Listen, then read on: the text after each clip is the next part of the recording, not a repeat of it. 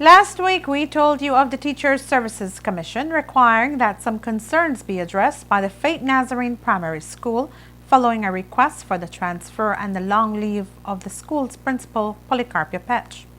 Following that decision, there was an appeal by the school's general manager, Raymond Shepard, as well as an appeal by the Ministry of Education to the parents to allow due process to take its course and to not keep their children out of school.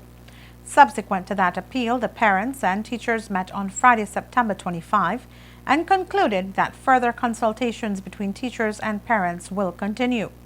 They also decided, however, that the parents who are withholding their children from attending classes will now have them return to school today.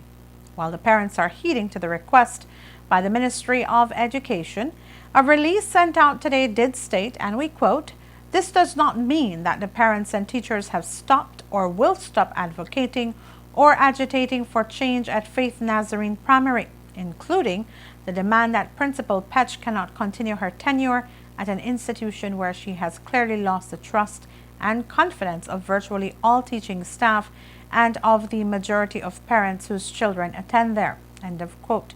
The release went on to inform that the core group has received legal advice and are now clear on what should be the next step in moving forward, including the demand for them to be heard by the Teaching Services Commission.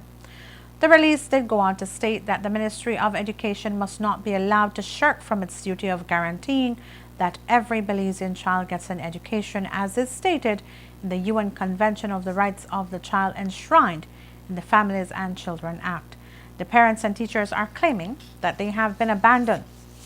and their views have been disregarded both by the school's management, the ministry, and the Teaching Services Commission, and they will no longer allow this to go on and are therefore prepared to take the necessary action in ensuring that they are heard. The release ended with the paragraph, quote, "We will not abandon or struggle to do right by our children, even when we are being chastised and cautioned about mob rule and the rule of law. Our children are the most precious resource of this nation, and they deserve no less than a good education. That should be a good, solid education in an environment which is free from conflict and petty personal agendas." End of quote.